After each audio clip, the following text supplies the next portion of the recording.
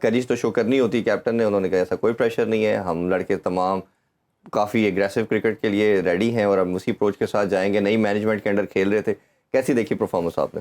देखिए, बड़ी जो खुशाइन बात है कि पाकिस्तान क्रिकेट टीम भी, टेस्ट क्रिकेट टीम भी, जिस तरह बड़ी टेस्ट प्लेइंग नेशंस हैं जिसमें हम रियलिस्टिकली इतनी अच्छी परफॉर्मेंस हमारी नहीं रही पिछले कुछ अरसे से, जो अच्छी परफॉर्मेंस इन टीम्स की रही है जिस तरह इंग्लैंड है, ऑस्ट्रेलिया है या इवन इंडिया है, उन्होंने हमेशा अटैकिंग टेस्ट क्रिकेट खेली है। तो पाकिस्तान की जो टेस्ट टीम है वो भी उस मॉडल को एमुलेट करने की कोशिश कर रही है। अब रिसेंट जो हालिया टेस्ट है गाल में हो रहा है, उसमें जो हमारा रन रेट चल रहा है हमारी टीम का, वो लगभग 4 और 4 to 5 चल रहा है। और इवन जब उस स्टेज पे जब हमारे 101 पे 5 आउट भी हो गए थे, उस स्टेज पे जो हमारे खिलाड़ी है सलमान आगा और साउद शकील, उन्होंने रादर देन के बॉक डाउन होते पिच पे सर्वाइव करने की कोशिश करते, उन्होंने अटैकिंग क्रिकेट खेली। अटैकिंग क्रिकेट हमने भी 54 पे 4 आउट करके काफ़ी टोटल करवाया है। बिल्कुल इसी तरह ही है, आप सही कह रहे हैं। जिस 54 पे श्रीलंका हो गए थे उस टाइम, जो धनंजय डिसिल्वा और एंजेलो मैथ्यूज की जो पार्टनरशिप थी, उसने काफ़ी रिलीफ दिया था श्रीलंका को, गेम में वापस लेके आए थे। ये हमने देखा है कि दोनों इनिंग्स में एक किस्म का स्कोरिंग ट्रेंड नज़र आया है। शुरू में जो फास्ट बॉलर्स हैं उन्होंने, या शुरू में टीम्स ने विकेट्स लेके इनरोड्स कर ली और 4-5 आउट कर लिए, श्रीलंका के भी जल्दी आउट हो गए। उसके बाद जो लोअर मिडल ऑर्डर है उन्होंने लंबा खेल के इनिंग्स को एक्सटेंड किया। पाकिस्तान के साथ भी ये हुआ, 101 पे 5 आउट हो गए और उसके बाद लंबा खेला, उन्होंने इनिंग्स को एक्सटेंड किया और बड़ी credit goes to Saud Shakeel. वो कभी शामिल करते हैं गुफ्तगू में। 3 क्रेडिट में चीज़ें आई पाकिस्तान के लिए, हिस्टोरिक उस लिहाज से बनता है कि अब्दुल्ला शफीक ने पहली दफ़ा अपने 1000 का माइलस्टोन अचीव किया। फिर इसी तरह सरफराज की बात करें तो पहले विकेट कीपर बैट्समैन बने जिन्होंने 3000 रन बनाए। शाहीन के लिए भी माइलस्टोन है कि उन्होंने 100 विकेट्स ली। कैसे देखते हैं तीनों की परफॉर्मेंस को? देखिए, तीनों की परफॉर्मेंस तो बहुत ज़बरदस्त है, लेकिन मेरे नज़दीक माइलस्टोन हमारे लिए ये है कि हम 4 के रन रेट के साथ टेस्ट क्रिकेट खेलना शुरू कर दिए। हालांकि टफ कंडीशंस थी, आपके आउट हो चुके थे जल्दी, और उसके बावजूद आपने अप्रोच चेंज नहीं की। सबसे ज़्यादा ज़रूरी है आज के लिए टेस्ट क्रिकेट को अगर ज़िंदा रखना है तो फिर मेरा ख्याल है कि इस तरह क्रिकेट खेलनी पड़ेगी। हालांकि बारिश ने भी मैच को तकरीबन हर रोज़ ही इंटरप्ट की है, लेकिन उसके बावजूद हमें ये मैच अभी भी रिजल्ट ओरिएंटेड दिखाई दे रहा है। हालांकि टेस्ट क्रिकेट के अंदर ज़्यादातर ड्रॉ के इम्कानात ज़्यादा होते थे, खासकर अगर आप सब कॉन्टिनेंट के अंदर खेल रहे हो या आप श्रीलंका एशियन कंडीशंस के अंदर खेल रहे हो। लेकिन उसके बावजूद जिस तरह प्लेयर्स ने परफॉर्मेंस दी है बहुत ही ज़बरदस्त है। अभी तक पाकिस्तान ने जो 120 ऑड रन की जो लीड हासिल की है, मुझे लगता है कि अब ये लीड पाकिस्तान को चौथी इनिंग के अंदर बहुत ज़्यादा फ़ायदा देने वाली है, क्योंकि चौथी इनिंग यकीनी तौर पर मुश्किल होगी। स्पिनर्स उनके हमारे ऊपर चार्ज कर रहे हैं। बाबर आजम को फराबाद जयसूर्या 4 दफ़ा आउट कर चुके हैं तो ऑब्वियसली उनके ऊपर प्रेशर होगा। और अच्छा, ये बात भी हमने अक्सर की है कि बाबर आजम स्पिनर के ऊपर कहीं ना कहीं फंसते हैं, तो लेकिन बाबर से ये भी पूछा गया, उन्होंने कहा जी मैं स्पिनर को बड़ा अच्छा खेलता हूँ, मुझे कोई ऐसा मसला नहीं है। हम गूगली का देखा था राशिद खान के, अगर हम रिकॉल करें तो वर्ल्ड कप के अंदर भी उन्होंने आउट किया, एशिया कप में भी उससे पहले भी हमने देखा कि उन्होंने आउट कर चुके थे। तो स्पिनर का कहीं ना कहीं लगता है कि बाबर का है मसला। यार, ये एक ऐसी स्टेटमेंट है जो शायद अभी मुझे लगता है कि थोड़ी कबल इस वक्त है, क्योंकि बाबर ने अगेंस्ट ऑल टॉप स्पिनर्स के परफॉर्मेंस दी हुई है, बहुत ज़बरदस्त उनके स्टैट्स अगर आप देखें। लेकिन आपकी बात कहीं ना कहीं ठीक ज़रूर है कि राशिद खान के अगेंस्ट भी हमने उनको T20 के अंदर स्पेशली और वाइट बॉल क्रिकेट के अंदर फंसते हुए देखा। और फराबाद लाइन भी जब आए थे तो वो भी बाबर को काफी ट्रबल थोड़ा परेशान किया। लेकिन बाबर की सबसे अच्छी बात यह है कि जब जहां पर वो वीक होते हैं वो वहां की प्रैक्टिस इतनी ज़्यादा करते हैं कि अपना जो लूप होल्स होते हैं उनको कवर अप कर लेते हैं बहुत जल्दी। आगाज़ में आपने देखा होगा कि थोड़ा सा फास्ट बॉलर या पेस और बाउंस के ऊपर भी कहीं ना कहीं बाबर फंसते थे, लेकिन उन्होंने अपने आप को एडजस्ट किया।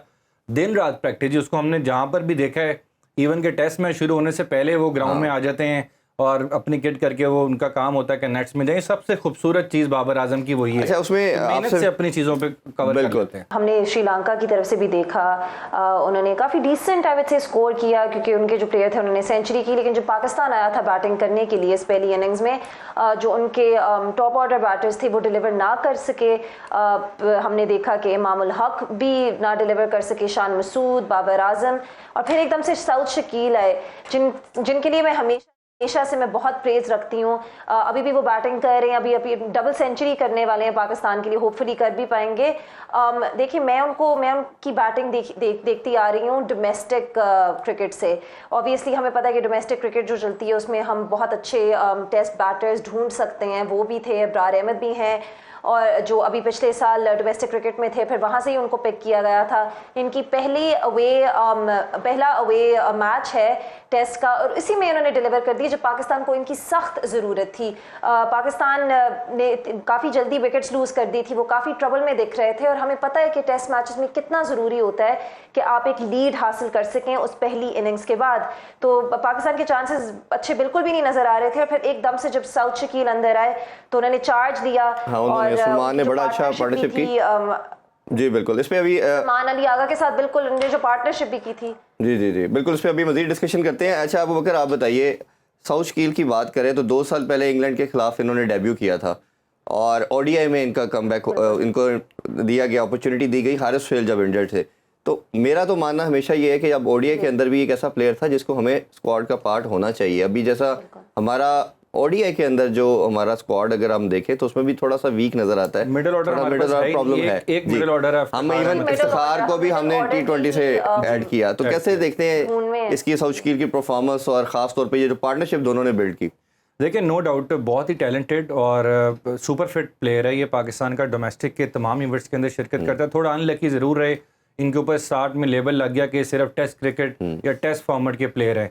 हमने देखा है कोयटा की तरफ से भी वो टीम के साथ रहे, तकरीबन 5-6 सीज़न से साथ है, लेकिन अभी तक उनका PSL के अंदर डेब्यू नहीं हो पाया। तो ये एक उनके ऊपर लेबल था कि वो सिर्फ लॉन्गर क्रिकेट के प्लेयर हैं, बट जिस किस्म की क्रिकेट उन्होंने यहाँ पर खेली है, और हालांकि बाउंड्री के ऊपर 6-6 फील्डर लगाए, लेकिन उन्होंने फिर भी गैप ढूंढ के शॉट्स खेले। तो ये एक प्लेयर के ऊपर होता है कि वो अपने आप को, और खासतौर पे टेल के साथ खेलना, ये सबसे बड़ी बात होती है कि मुश्किल चीज़ होती है। मुझे याद पड़ता है कि हमारा ये क्वालिटी थी, इंतजाम के पास थी। अगर हम 2-3 डेकेड को अगर रिकॉल करें, पहले जुवेद मियांदाद थे, फिर इंतजाम थे, फिर किसी हद तक यूनुस खान भी है। हाँ, यूनुस खान। फिर हमने लेटरली देखा कि उन्होंने ये चीज़ डेवलप की। काफ़ी लेजेंड्स होते हैं, बड़े बड़े नाम होते हैं, बट ये एबिलिटी बहुत कम प्लेयर्स के अंदर होती है। सलमान अली आगा के हवाले से भी मैं आपसे जानना चाहूँगा।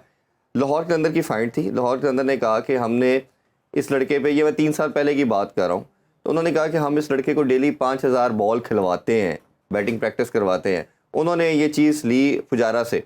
उन्होंने कहा कि पुजारा ने इस पर एक रिसर्च की कि एक प्लेयर को आइडली कितनी बॉल्स खेलनी चाहिए, और रिसर्च के मुताबिक वो 5000 बॉल अगर प्रैक्टिस करता है तो फिर उसका मैच के अंदर भी बॉल मिडल करता है बैट के साथ। तो उन्होंने ये इस पर इम्प्लीमेंट की। उसने कहा ये लड़के की अपनी एफर्ट है और आपको एक ऐसा स्टार मिलेगा बहुत जल्द। जब हम इनके बॉलर की बात करते हैं, शहीनशाह की, हारिस रऊफ की, तो हमें ये भी नज़र आया। कैसे देखिए इसकी हर दफ़ा परफॉर्मेंस देना, चाहे बैट से हो, बॉल से हो, फील्डर भी ज़बरदस्त है। देखिए, पहले मैं थोड़ा साउथ शकील के बारे में बात करना चाहूँगा कि जो हम डिस्कस कर रहे थे कि weather he should be part of the ODI team और नॉट।